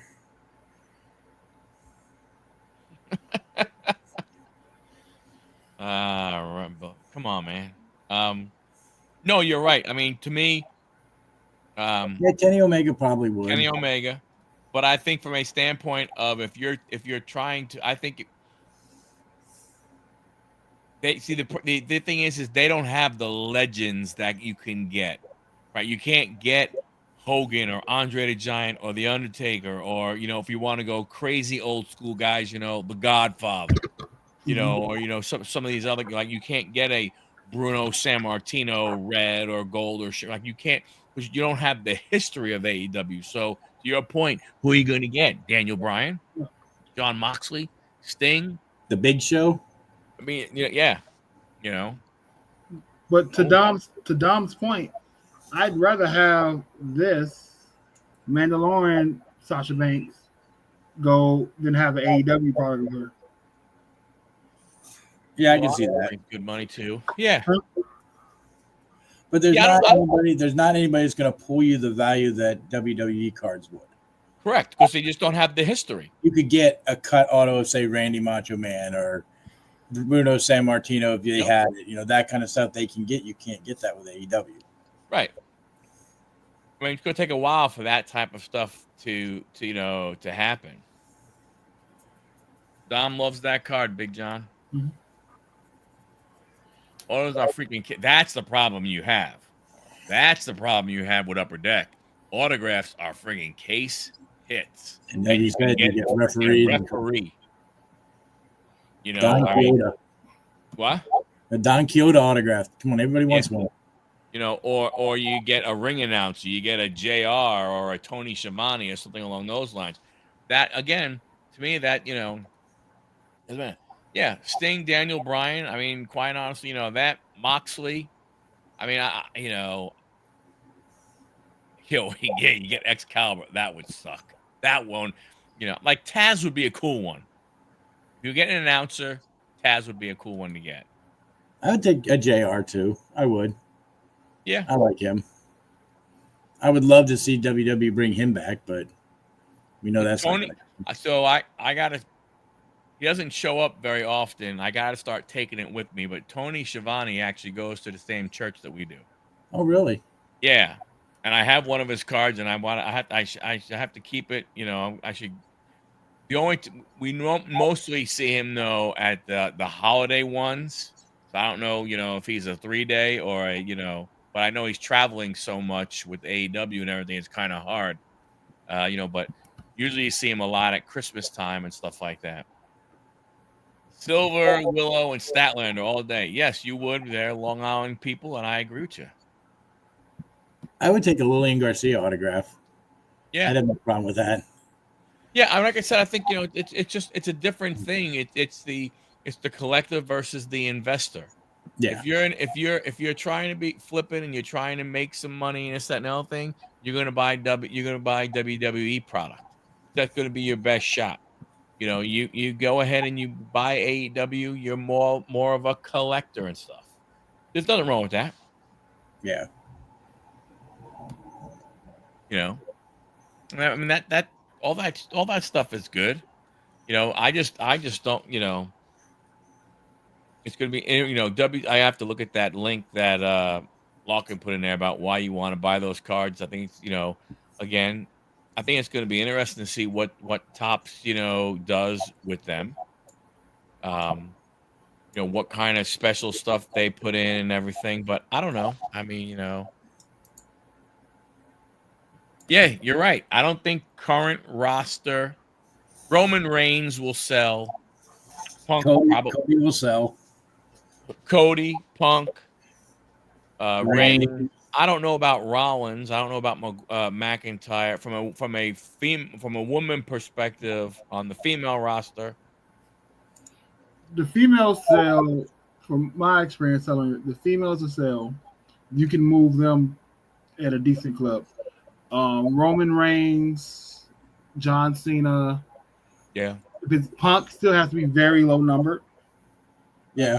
When you come up from Select, I got a Punk out of 125 white Select for $1 on eBay last week. So he has to be really low numbered auto to get it for Punk. Your other ones would be like Triple H, Undertaker. Even Kane, I could see that getting some money. Hogan goes for good money. Oh yeah. Hogan goes. But there are some that from like a Sol Ruka from NXT. Her autograph ain't cheap.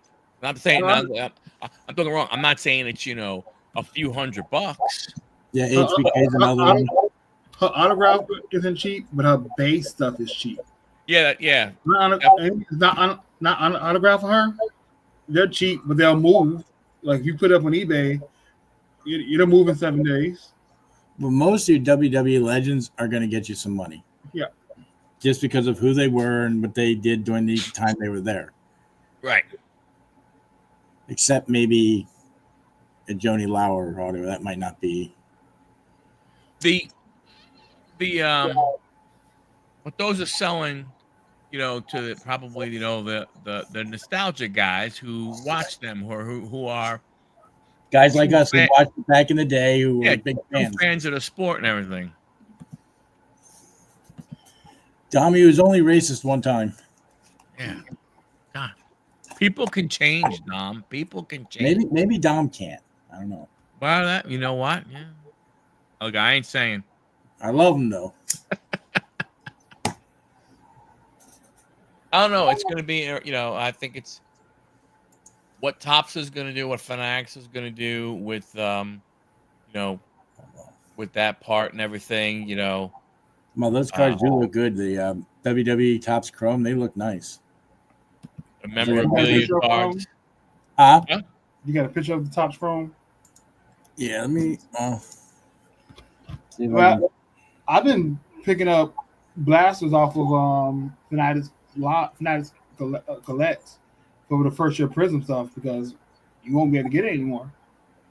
Prism what? The first year WWE Prism, Oh, Just picking yeah. Oh, yeah. you won't be able to get it anymore. I don't know if you can add that share or not, Mike. Oh, there it is. Yep. I mean, they look nice. On card autos. Bianca sells well. Liv sells really well. Yep. Alexa Bliss sells well. Mm-hmm. I mean, and then you think if you could get, Shut up, and you get Alexa. 2 autos per box, so that's nice. And if you could pull if they happen to have a themed autograph or something like that, that's going to sell really well. Just because of who he is. Yeah, his stuff. Well, yeah. Plus, you can't get it anymore. Right. A lot, his stuff went up. Who's It's talking like- about Bray? Yeah. Yeah, Bray Wyatt. His stuff is expensive. Woo! Tommy. Oh, here we go with the WNBA. Hey, Cam Newton says it's going to be more popular than baseball in 20 years. It may be more popular than the NBA the way the NBA is going. I was Did you gonna see say- those? Did you see those numbers on Christmas Day? Yeah. That was freaking ridiculous. Even if you add the NBA's total up, they still double in viewership for 2 games out of 5, and y'all had 5 games. Yeah. That was crazy. I don't see it what Cam Newton said. I was going to say it'd be as much as Cam Newton's career is going to go downhill, but it already has, so can't really say much there. It's not going to affect Cam Newton that much. No. But yeah, I could not. When I saw those numbers, I was like, "You got to be kidding me!" and everything. But it just goes to show you, And I'm sure I wonder how much notice the NBA had that the NFL was going on Christmas, because the NFL didn't normally go on Christmas unless it was a weekend. Right. They didn't show up on a Wednesday to have a game. Stuff like that. They may have done if it was a Thursday, but they, And they did what? 2 games on that day, another 2 on I think Thursday. There's 2 on Saturday. yeah, there's 2 tomorrow, and then your full slate and everything. So, yeah, I could only imagine Adam Silver sitting there going, "Hey," they probably going, "Hey, Adam, did you know that the NFL scheduled games on Christmas Day?" He probably was like, "What? Are you we're kidding me?" screwed. Never would have happened under David Stern. Never would have happened. No, 100%, 100%. I don't know, but that's fallen off too. I mean, I don't. From a selling perspective, I sell hardly. Not that I have a lot of basketball listed, but I mean, I don't sell a lot of basketball. I mean, I sell baseball, football, I sell hockey, wrestling, and everything. But my basketball doesn't even really move that much to me. I never got into basketball. Yeah, NFL used to go ahead and care. Now they're like, screw that, man. It's all about the money. We need more Benjamins. They don't get enough. So speaking of football, Okay, who what do, about? who do you guys got winning, going all the way? I want Baltimore. Yeah, I mean, when I look at it, I mean, I don't know, Kansas City, to me, I don't know. I know people are going, oh, they're playing so many close games. That's going to be great. That means they know how to win close ones. But to me, I think that can bite them in the end. That's great during the regular season. In the playoffs and stuff, it's too easy to get bit in the ass in those low-score games. Something stupid happens at the end of them. I don't know how you have a lot of confidence in them. I think the way Lamar is playing, right now and stuff like that. You know, I mean, I like Baltimore getting there, and I would have said easily the Lions from the other side, but I'll tell you, and Green Bay looks really good. So does Minnesota, though. Minnesota looks really good too. What are you choking over there? Look, your Bears are going nowhere. I know that. And you believe, as far as that whole thing with what the logo color looks like, usually predicts the team, since it's been basically that way for a while? Yeah, I don't. Because you got, what is it, red, yellow, green, and silver this year, I think. Yeah, because I don't see Philly going there. They just, I don't know. It's just something about them. I know we're not going to make it all the way. We might win one playoff game, but that's going to be about it. But Bills, I think might have a shot too. Who? The Bills. I mean, well, the Bills do, because they do have they have one of the top 3 quarterback, one of the top 3 or 4 quarterbacks in the NFL. They're always going to have a shot. That's why Kansas City's going to have a shot. Baltimore's going to have a shot. They have probably your 3 top guys that you would bank on, right? You're not going to bank on Sam Darnold, I mean, from Minnesota, to go ahead and be like, oh man, they can go on a run with that guy at quarterback. Love, Goff. I mean, he could. I mean, he did lead a team to a Super Bowl once, But I mean, from that standpoint, but I think when you look at those 3, I mean, I wouldn't be surprised. I don't think anybody would be surprised if any 3 of those teams, any one of those 3, represented the AFC, in the Super Bowl. And I really only see 2 in the NFC, basically the Lions and possibly the Minnesota. Well, you make a great point, Locke, and I think that's the one thing, that's they're gonna go as far as he goes. I mean, they do have, Derrick Henry, who could take a little bit of pressure off of him, by running the ball and stuff. But you're right, Lamar. It's gonna be a big change, because Lamar's gonna have to do something that he hasn't done yet in his career, and that is play well in the playoffs. Yeah. Same thing with Josh Allen. Josh Allen, yeah. True. The Ravens and the Bills are gonna have to go against each other to get to Kansas City. Kansas City is gonna be just sitting there in Arrowhead Stadium waiting. Yeah. Come on, boys. Come on down to Kansas City. Get yourself some barbecue, and let's go ahead and play some football. I actually got to vote for Dallas to beat Philly this week. I hate that. Why?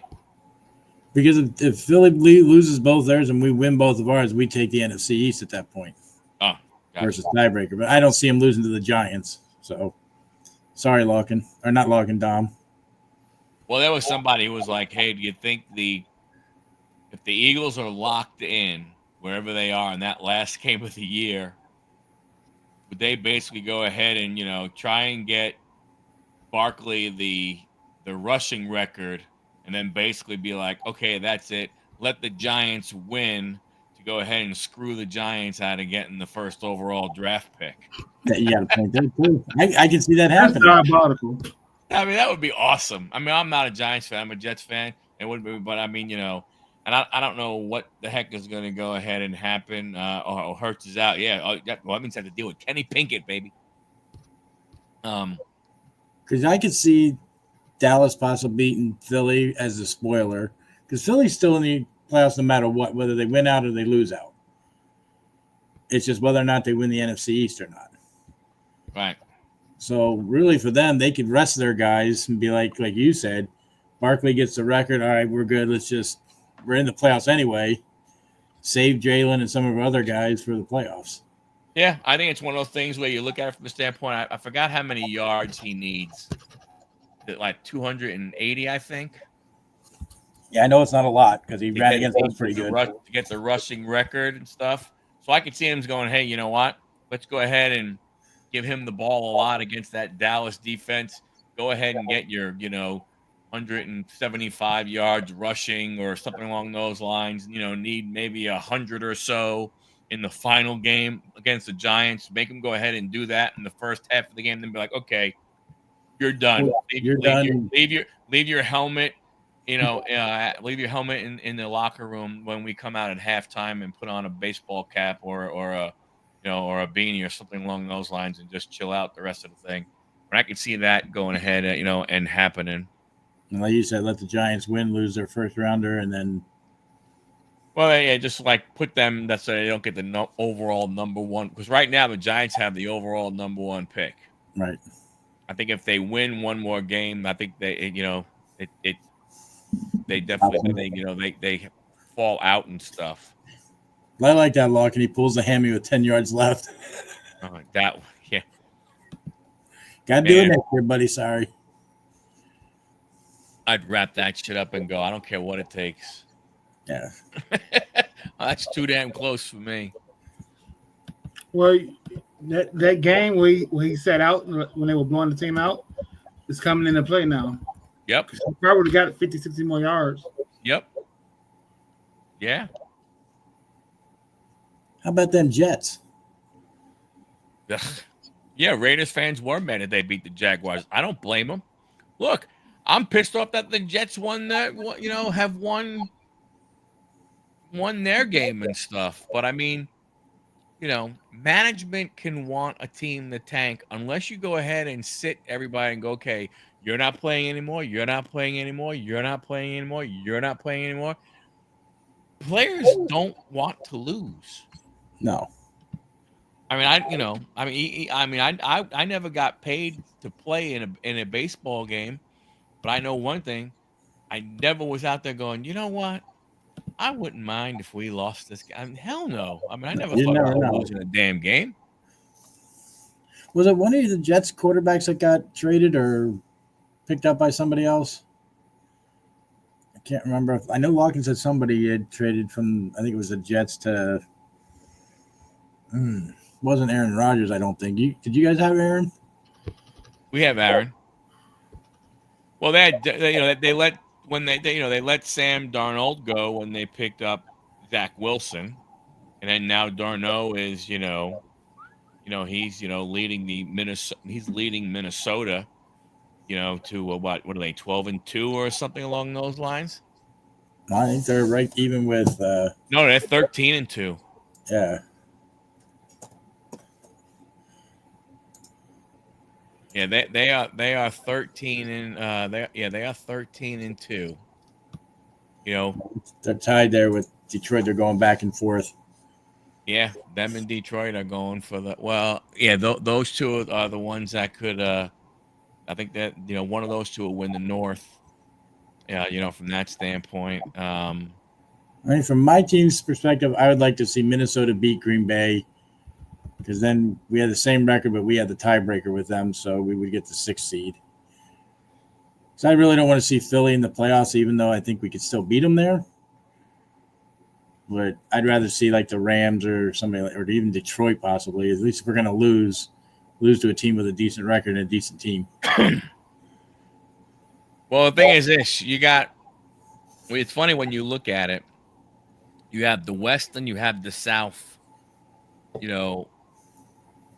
One of those teams got to win. So it's either going to be the Rams or the Seahawks, or it's going to be the Falcons or the Buccaneers. One of those, two of those 4 teams are going to. Yes, Gino was a Jet also. I think the Bears still have a chance, don't they? Oh, I'm sorry, John's still here. Shit. Sorry about that. Listen, y'all see I was quiet, right? I mean, we did just barely beat you, but that was because your guy was over there making fun of us. So overall, John, what's your impression of Caleb Williams? Oh, he has terrible footwork. Terrible. Really? I was so glad we passed on him and picked up Jalen instead. You didn't have a choice. Caleb went number 1. You didn't have a shot at him. No, but I mean, No, they had a shot at him. they could have. If the Bears picked Jalen instead of Caleb. Oh yeah. So the first game I watched, I see his footwork and it looked sloppy, and I was like, he's not a good quarterback from that point on. Like when you can't do a proper 3-step drop. Like at one point last night, he jumped back into a sack. I just don't understand how you do that. You get that, and on top of that, I dare somebody to show me 10 slant routes in the Bears offense where somebody coming across his face. There's a bunch of deep drag routes, 7 and drags, 7 and ends, but everything they throw is a bubble screen to a wide receiver, a bubble screen to a running back coming out in the line of scrimmage. They don't have good route trees. The whole concept of the offense is trash. Yeah, I thought he had a decent arm to go ahead and throw the ball downfield. Yeah, he does. They don't have plays doing that. They get DJ Moore the ball at the line of scrimmage and expect him to make somebody miss. Right.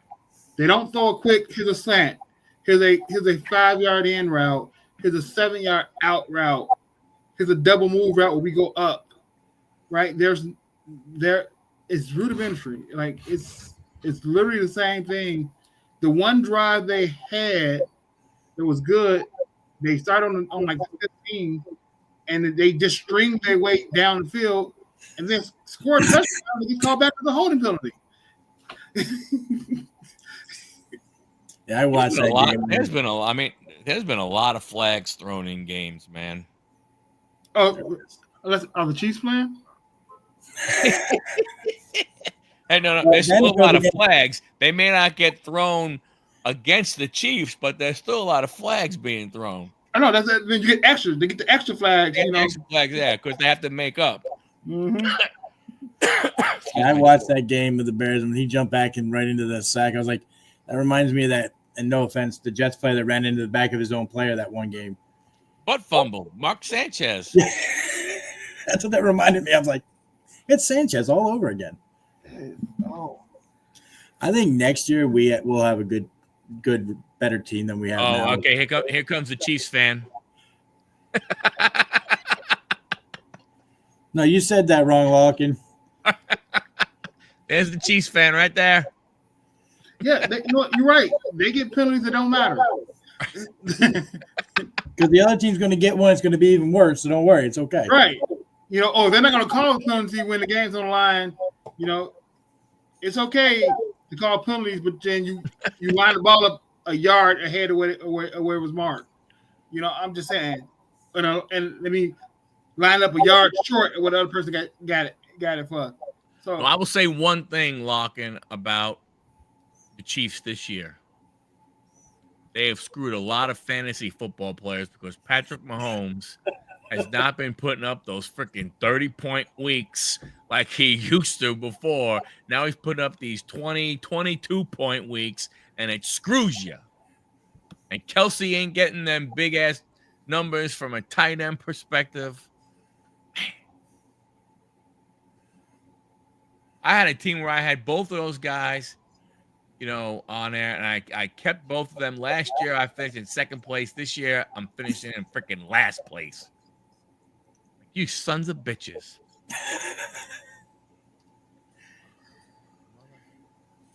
But I don't know. I mean, I'm just not even playing fantasy football this year. I just decided to sit it out. That's what I was going to. Like, no, let's just wait. I want to see how Jaden does this year with the team and then go through it. But I feel your pain, John, because I went through 20 years of that type of football. This little short pass. It's like, where's the long ball at? Where? It's a little short pass. It's like, no.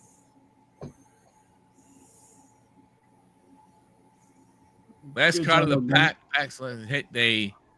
Batija, but Laney Hamilton, who's your DLA. favorite player.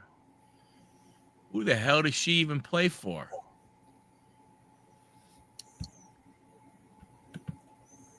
Yeah, he's got a lot of catches, but you know, his yards and his touchdowns aren't there. I could care less for catches. I need touchdowns, yardage. Mike needs points. Right, The catches don't count for points. right. You get 1 point for a catch. You get 6 for a touchdown. Huge difference. Huge.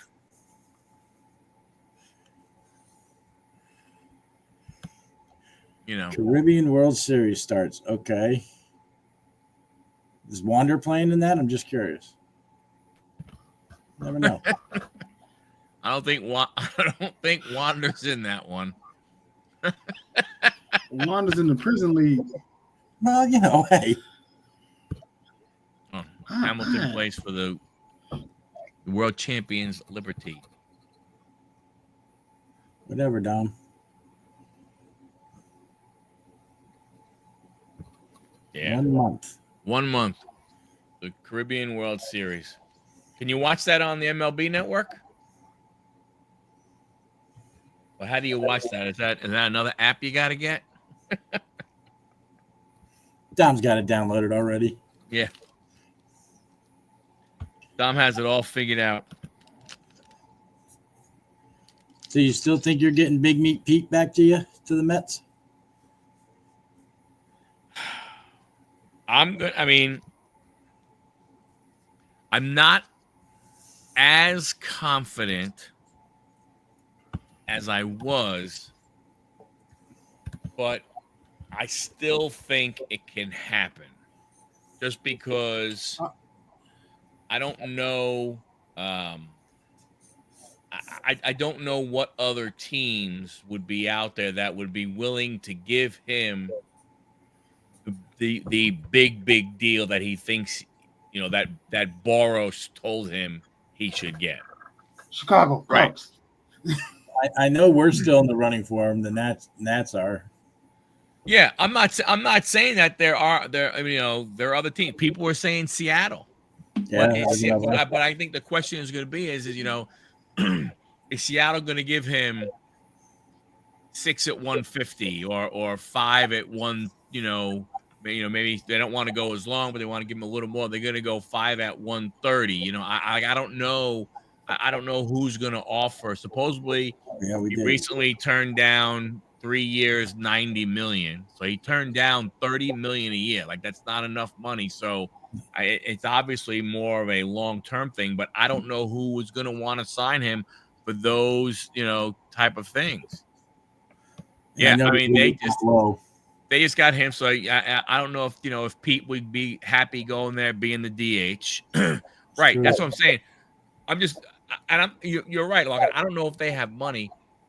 I'm just thinking of teams that would potentially, Texas can use a first baseman, but I don't think they're going to want to give him, the dollars that he wants. So from that perspective, I'm confident that he's going to come back, but it wouldn't surprise me if he didn't. To me, the thing is Bregman, like what's happening with him, because he's supposed to be hot and heavy on the Mets radar for Bregman, which you can't bring Bregman and Pete back unless you plan on making, unless you say between Pete, Bregman, and Mark Vientos that those are going to be your DHs also. And you're going to have a rotating DH thing with them.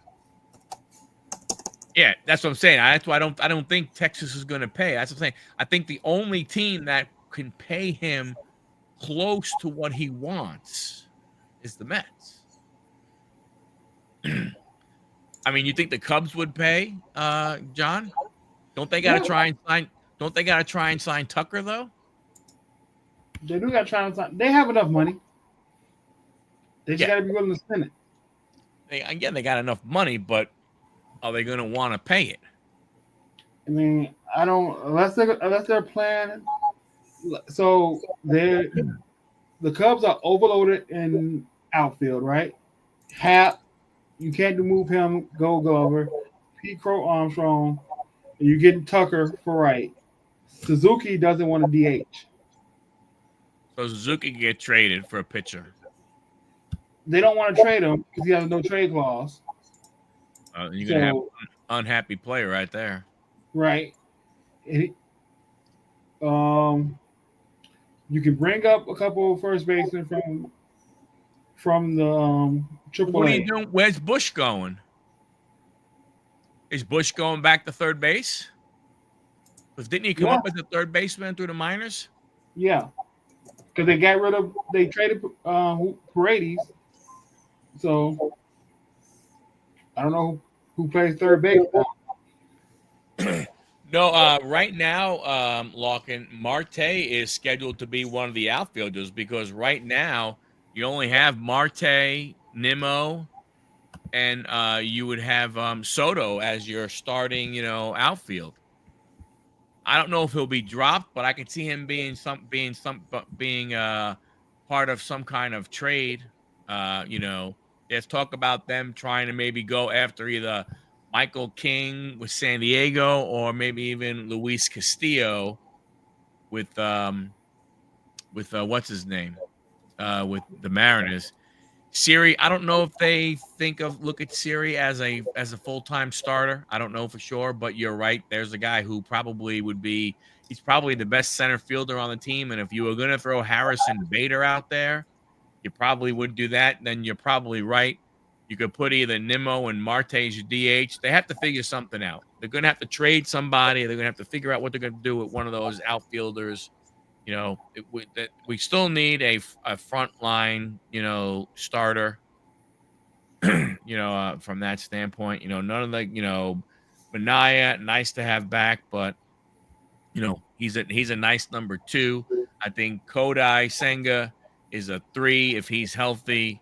Peterson hasn't done it enough, so he could be your 4, which means you're still there. I think you're going to see Jeff McNeil potentially be traded. From that standpoint, I don't, unless he's going to be willing to be a bench player, he's going to go. And he would go if they make a play at Castillo. What people were saying is from what some of the reports are, that Seattle would want major league talent back for him.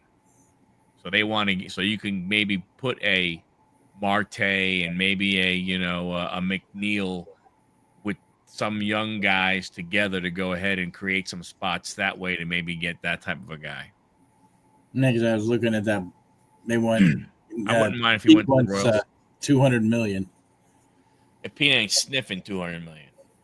Mm-mm. The closest Pete was going to get $200 million was when last year when they offered him 6 years, 178, and he went, nah, I'm good. I want 22 more. I'll play it out, and now he's not even going to smell 175 million. I can see possibly 100, but that's about it, depending on the team. Yeah, I think I can see the Mets maybe if they're kind of sort of throw him a bone and maybe do 5 at 125. If he wants years, he's not going to get the average. He's not going to get the high average per year. I think if he's going to want to go with if he's going to want years, he's going to have to take less per. I mean, yeah, you have a guy who is equivalent to him in Christian Walker, who signed, what was it, 3 years, $75 million? Yeah, 25 a year. The truth of the matter is that's Pete's comp. Yeah, he's like 4 years older, but that's Pete's comp. When you look at it, I mean, their home run totals are close. Their RBI totals are close. I think that, Walker probably has a little better average. A lot of people think Pete sucks as a fielder, but the truth is, I mean, last year in baseball, he was like he was, I think, a top 12 guy in fielding percentage at first base. I think the guy went ahead and, he fired his agent. Yeah, he may run better. I mean, but what I'm saying is he's not that much better. Pete had a 9.95 fielding percentage this year. I think Walker had either a 996 or a 997. So it's not like they're close enough. It's not, the gap is not that big, Right. from that standpoint. But I think they offered him something. Pete, they said no. He went ahead and fired his agent. He hired Boros, and other than Juan Soto, you look at the Boros guys, the same exact thing that happened last year is happening this year. Because I believe Bregman's a Boros guy. I think Burns is a Boros guy. Pete's a Boros guy. I'm not 100% sure, but I think those three are. And same type of scenario. He thinks he's going to get, these unbelievable deals. There was talk that the rumors were going out there, was, oh, hey, what's his name? Burns was going to get, over 200 million from the Giants. Well, that hasn't happened. Snell did get paid. Snell got paid. Snell got paid. Snell What's your thought on produced. this 6-man rotation? What? What are your thoughts on this 6-man starting rotation? I think you're going to see it more because these guys aren't pitching that deep in the games anymore. Mm-hmm. And I think it's, I think you're definitely going to see it a way to maybe extend some of these, some of these things that they were talking about, there was, who was, whatever, whatever, I forgot his name now, thank goodness. The commissioner. They were talking about trying to do some kind of starter rule. Mm-hmm. That you had to go 5 or 6 innings unless there was, unless you're down by more than X number of runs or something along, those lines, or you've thrown, a certain number of pitches because starters weren't going long enough in the games and all this other kind of stuff. And, just maybe, rather than trying to have them all be freaking flamethrowers, maybe you should teach them how to pitch. There you go. Maybe they shouldn't all be trying to throw between 98 and 102. Maybe they should dial it back a little bit and learn how to go ahead and pitch and hit locations and along, stuff along those lines. Not do the, not go out there and go, hey, I'm just going to throw as hard as I can for as long as I can. Yeah. I mean, you look at all these guys with their injuries and, with the TJs and stuff and, all, and everything. Are you a starting pitcher if you don't have 2 TJs? Right? Yeah. Very rare. Very rare.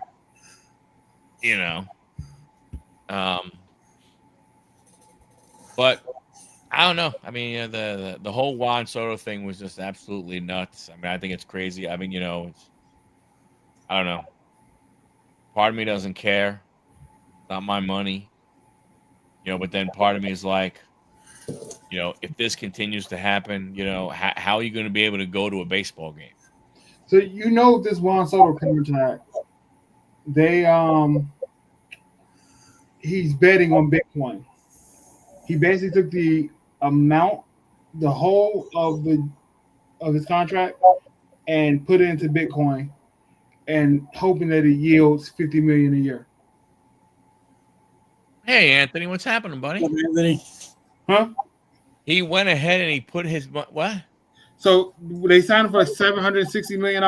He put that amount into Bitcoin, hoping that it yields $50 million a year. He put it in Bitcoin, or the Mets put it in Bitcoin? Mets. Well, it's his money. Okay. Steve Cohen. So he put that contract amount in Bitcoin, hoping with the prospect that it yields $50 million a year. So he won't be using regular team payroll to pay him if it goes right. Oh wow! I know it's all crazy, man. It's just I mean honestly, it's about. It really is. It's like 200 million. It's crazy to say these numbers. It sounds so friggin' stupid. I mean, to me, it's like it's 200 million more than I thought he was going to get.